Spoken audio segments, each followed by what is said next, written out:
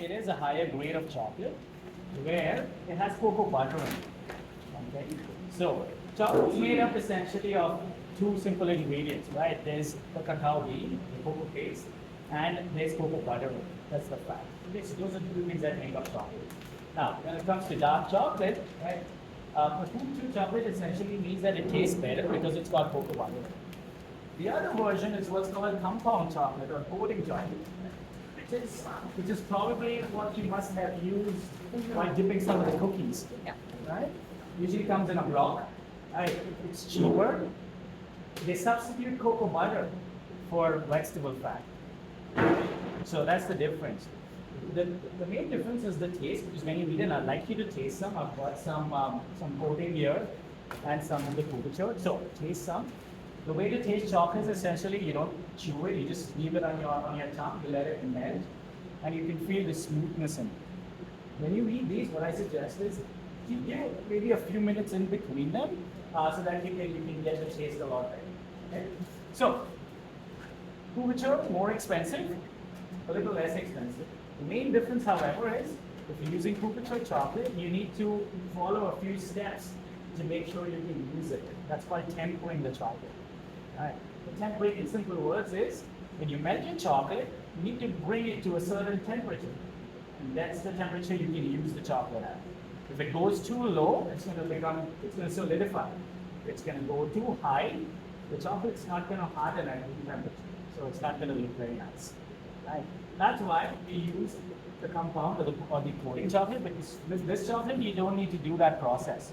You just melt it down and you dip it, it works out good. Okay, so that's something you're going to see. The one important information I'll tell you about chocolates is, you see that number up there? This one says 58. Right? This one says 65. And this one says 72. Right? That is the cocoa content, the cacao content in chocolate. Right? That number is really important. And my 7-year-old kid knows the importance of that number. You know why? I once took him to the supermarket. Right, and he's like, just like most kids, he's like, chocolate, I want chocolate. Right, and he just had a chocolate like 15 minutes ago. Right, so I said, okay, you know what? You want a chocolate? That's fine. But I'll pick it for you. Right, that's the deal. He was like, sure. He's happy. So I get all my stuff, and I take him to that section, where they have all the Lindt chocolate. I have all the numbers there. I pick up 100%. Oh, come on. And then he's happy because he's looking at it, and he's like, oh, it's such a big bar of chocolate. Like, he's super excited. Right, he paid for it, get into the car. He breaks a piece, eats it. He takes one bite. 2 minutes later, I turn around to see what he's doing. I see the chocolate literally coming right at my face. Because he threw it at me. He's like, what is this? He said chocolate. I want chocolate. So ever since that day now, he never asked me for chocolate. So lesson there is, that is the cocoa content, right? So the higher that number is, the more bitter the chocolate is. Okay. So 100% chocolate has no sugar, has nothing in it. It is straight up bitter chocolate, often to eat, but great to bake with sometimes. In the same way, this one, around between 50 and 60 is semi-sweet, so they are partially sweet. Right, but they still have a little bit of bitterness. As you go higher, like 72 is going to have more bitterness. Okay? So that's a number to keep in mind, especially when you're choosing chocolate. As you go lower, show you a bag of white. Right, it's going to be 34. Right, but there's the catch. White chocolate is not actually chocolate. There's no cacao in it. Right, it's just cocoa butter. And it's just milk solids. So there's no actual cacao in it. So that's just telling you the content of milk. Right? So just a fun play with numbers. Okay. But you're going to do so much more with chocolate, and it's an exciting course to be part of. Yeah, that's going to be fun. So the chocolate that you have today, folks, for your buttercream, we're just going to melt it down. Okay? Anytime you're melting chocolate, best way to do it, if it's a larger quantity, is to use a water bath. Right. Our chocolate melts at about 27, 28 degrees, right? So it's not very high. Anything over 60 degrees, right? Your cooked solids in there begin to crystallize, and then they just get all clumped up. Sorry, chef. Over what temperature? Over 60 degrees. 60. Celsius. Yeah. So ideally, you want to melt your chocolate and just have it ready. Okay. Now, when you're working with chocolate, just make sure there's no water anywhere around it. I'll show you what happens. You don't must have seen it. I don't know if you've tried it out, but the moment you mix water and chocolate,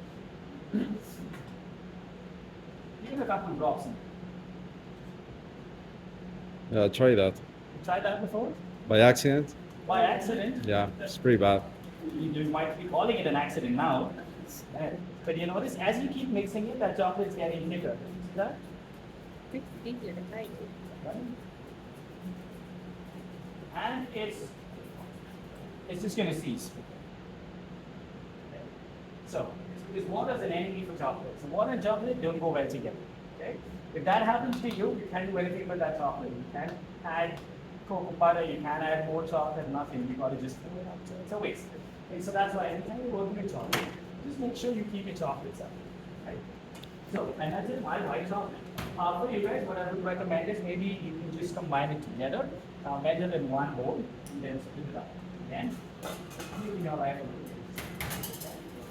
Perfect. Let's talk buttercreams. I mean, 1, 2, 3, 4, 5 different styles of buttercreams that you can see. Not all of these are used for cake decoration, right? They all have a different purpose.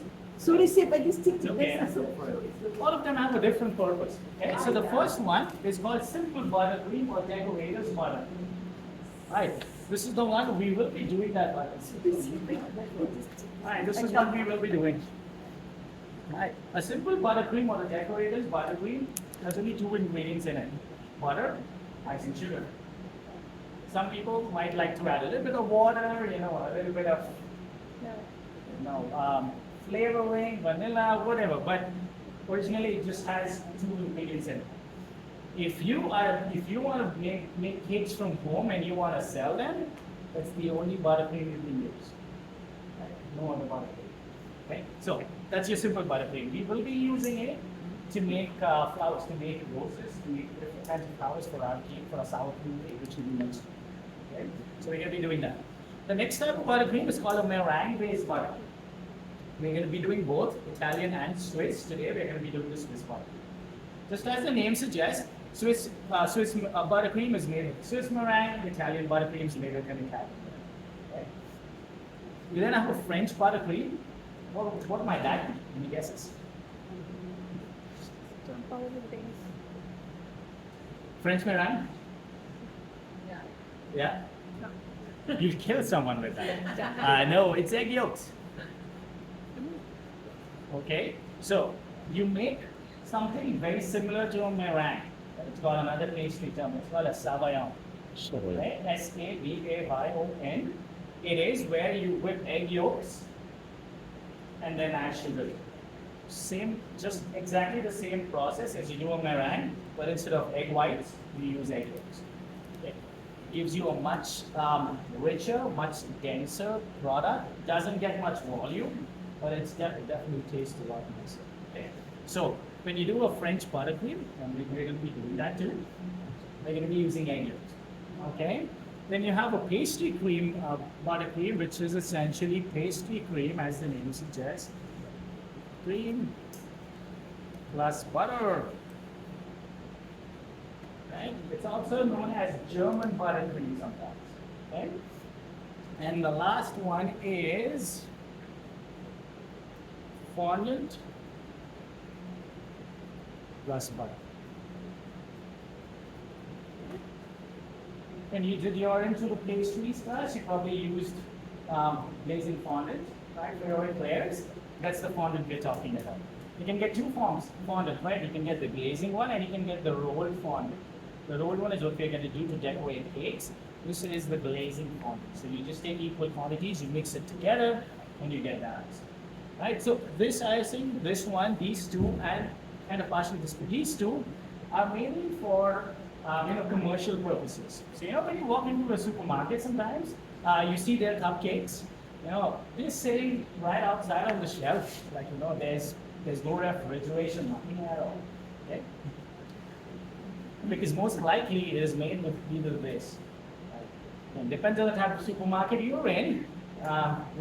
sometimes they might even, or most times, they'll even take away some of that butter and add shortening in. So because it's, yes, and you can tell by the taste. So definitely these two are the ones that you find. And then this one still needs refrigeration because of the pastry cream. But the reason these two are more commercial is because it's less effort. Right? There's a minimum chance, you make a mistake and you have to start over again. Also, they're more cost effective. These ones take a little more time. Right? So let's start off with this part. So ingredients, we've got egg whites and we've got sugar, so we're just going to mix those two together. So egg whites.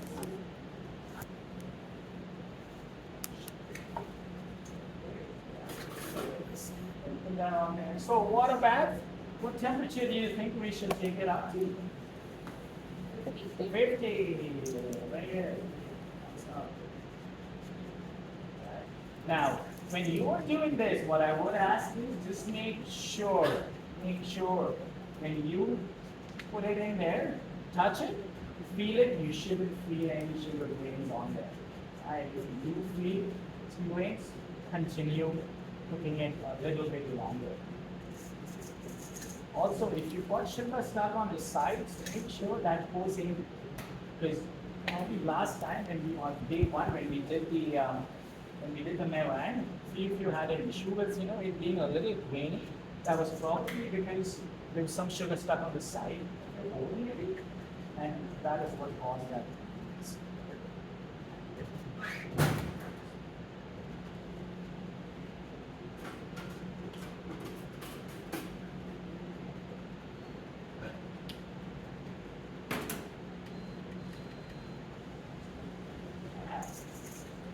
So I know you've done this before, so you should already know process that for butter, ideally you want to try and use some butter at room temperature.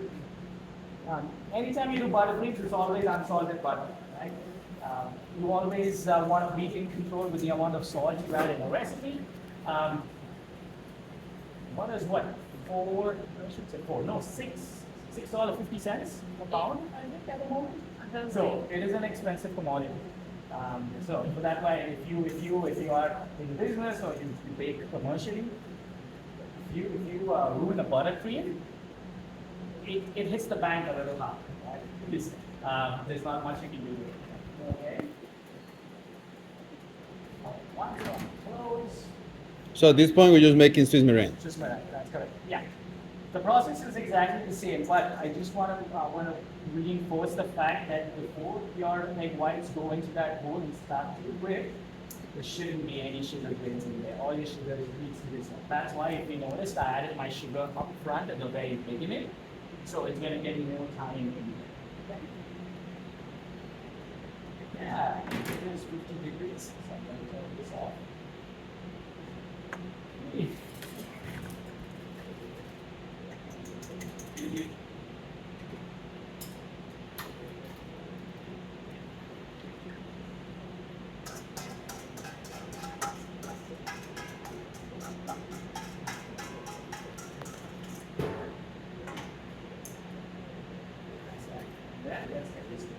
Okay, as this meringue is whipping, I'm just gonna set up my station to my cake.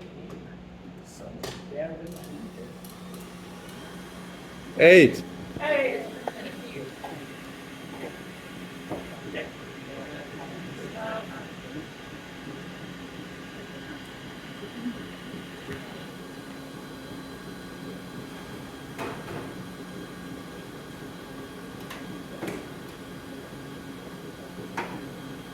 Does anyone have any cake disaster stories? Any fun stories about how a cake didn't turn out the way it was supposed to?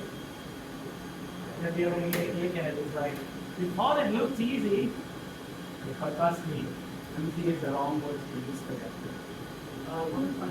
You did? What was it? I was icing on it, but it kind of only cooled down. So when I was spreading it all after. Yeah. That's a classic one, right? This was one time when I worked at Kananaskis. There was so we did a lot of weddings. That's a beautiful property. A lot of mountains. So a lot of weddings happen there. And there was this about 5 minutes in. I was in speed 8. I'm gonna move it to speed 8 a little because I need a little time here. Okay, so. Okay. Now, I've got cake stands for all of you. They're just going to be in that little office back there. So you can go to the very back, grab it. With these, just be cautious because some of these, the base comes off, especially if it's a green one. That one's a 2-piece stand. So if you pick it up like this, there's a good chance that's going to fall on you. And it's going to hurt. That wouldn't be before. Yeah, you've been there, done What you that. do is just make sure you grab one for yourself. You don't put these in the dish tray. You just wipe them out because you don't want water getting in into that thing because then it begins to like squeeze and it squeeze those awful sounds. Keep that. You're also going to need a bowl. So I've got 2 sizes here. We're going to need both. We're going to need an 8-inch and we're going to need a 6-inch. 6-inch not right now. I'll tell you when we need it, but they are on that shelf at the very back.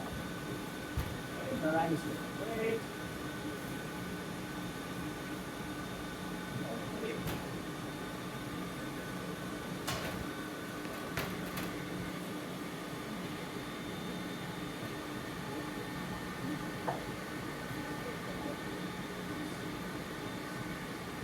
Okay, when you are starting on your cake, what I suggest is the first thing you want to do is take that piece of parchment paper off. I can tell you by experience, I've built cakes with the parchment paper inside them, right? And you don't find out until you actually go to cut them.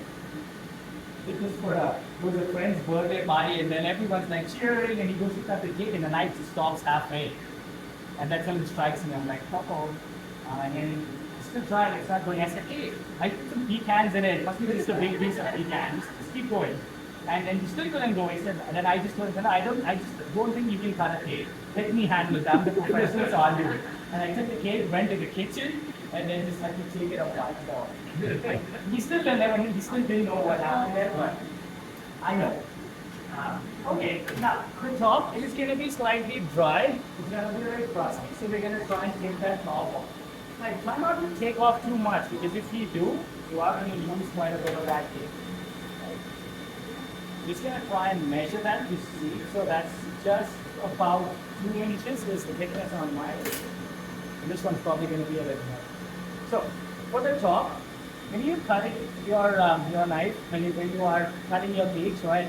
Your knife is going to be parallel to your table or your cake stand, whatever you use. Okay?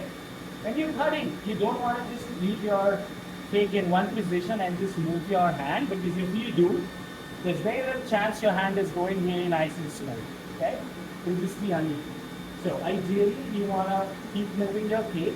So the idea is you begin to cut the outer layer and then gradually make your way towards the center. That way you get a more even surface. Okay? So show you what I mean. I'm just gonna cut and I'm gonna keep it. You learning, brother? Yeah. Good. Right? Now, after I go all around once, I'm gonna push my knife a little bit deeper. And that's gonna get that. Depending on how your bottom looks, if the heat is too high, it might be too dark, you might have to trim a little bit of the bottom too. Mine looks okay, so I'm just gonna leave it. Not gonna worry about that right now either.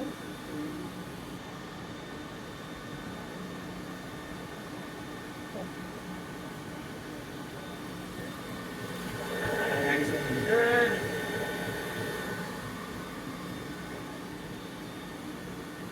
When you're doing your meringue, you need to make sure that your meringue has cooled down before you start putting your butter in. You want to guess why? To melt the butter. That meat's going to melt on your butter. Right? If it does, the butter thing is going to have a cooling consistency. It's not going to be sweet. So that's it. It should be cool, if not room temperature, and that's when you want to start. Okay. You can see me with this.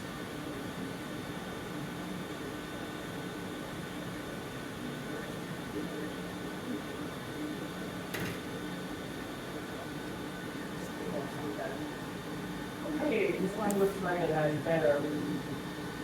Right. Okay, so if you want to measure it and make sure you cut it in half, do that. If you're confident with your abilities and you can eyeball it, that's fine too. Right. So mine's just a little bit under 2.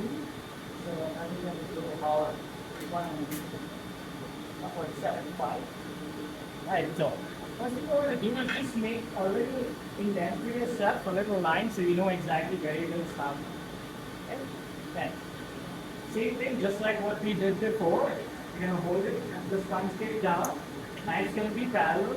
And our 22 is go all around. As you can see, not more than half of my blade is even getting into the sponge at this point.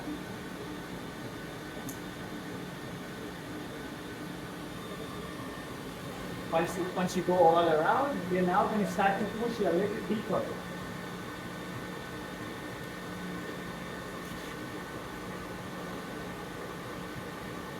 And your knife's going to do the rest of the work, and you're going to get really nice, even slices.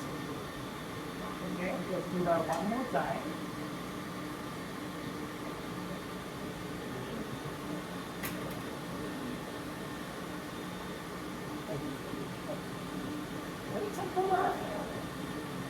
Yeah. Oh, yeah. I keep these in front of me, so it's just a constant reminder. You know, that's what I'm thinking, right? It kind of scares me.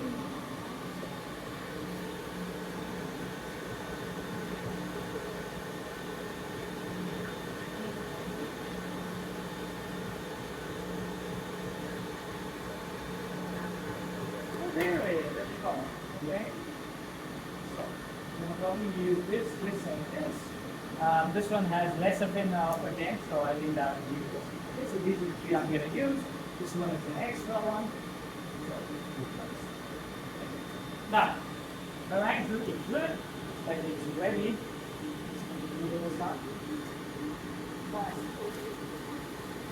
No. You want to eat it? I'll touch you this sponge and you can eat Okay. that. Okay. I haven't had any lunch, chef. Sorry. Was that- You have to understand. I haven't got any lunch. You didn't eat lunch today? Yeah. So. Okay. Yeah. Alrighty. So, we start off with the butter.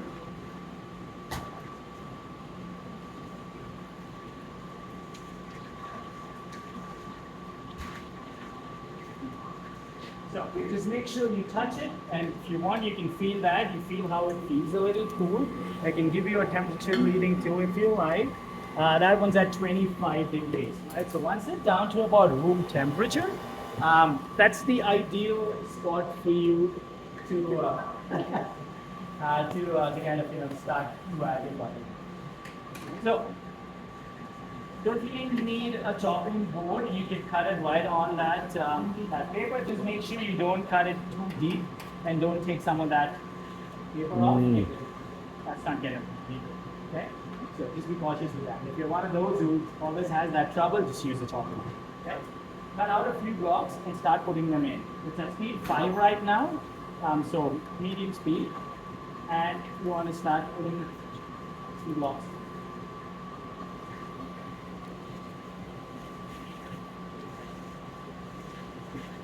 When you do that, you're going to notice something's going to happen. Right? Your meringue is suddenly going to collapse. Right? That is normal. That's happening because suddenly now you've added fat into your meringue. Your meringue can't hold that. So it is going to collapse. But once all the fat is in, that fat is going to start to accumulate air in it. It's eventually going to rise back. Okay, so don't be afraid, or don't panic if you think that has collapsed. Okay.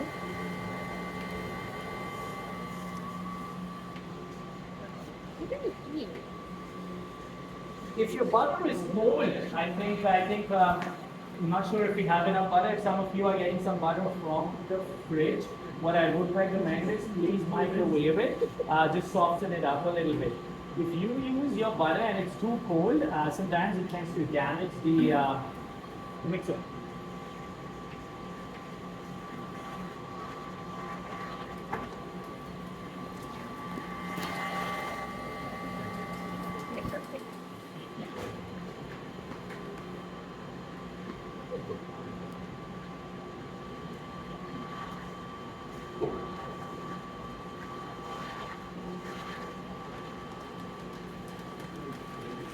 What's happening?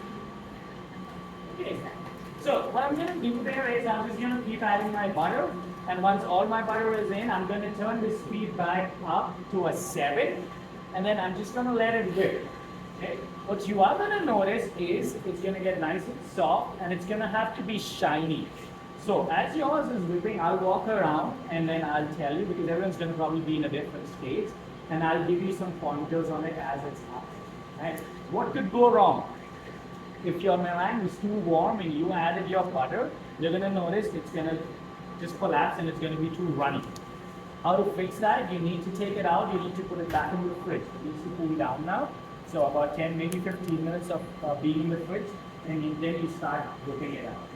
If your meringue is cooled down too much and your butter is cold, the butter is not going to dissolve in it anymore. It's just going to it's going to be chunky.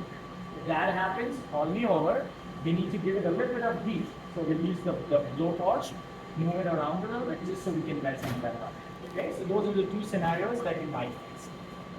Once your buttercream is ready, we can take it out, put it in deli containers, put your name on it, and then we'll store it on that in one of those boxes. So I'll get one of those boxes ready.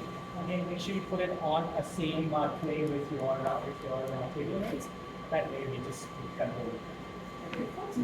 So, two tasks for you. I did forget to mention, yes, that the chocolate is the last thing that goes in. Okay. So once all your butter is in, then you just drizzle your chocolate, just store your chocolate. Again, make sure your chocolate, there's no lumps in it. It should be free flow. Okay. Temperature, this one is at about 32 degrees, which is okay. But if it drops below 30, just heat it back up. Okay, then? Questions? Okay, I'm fine with it. Thank you.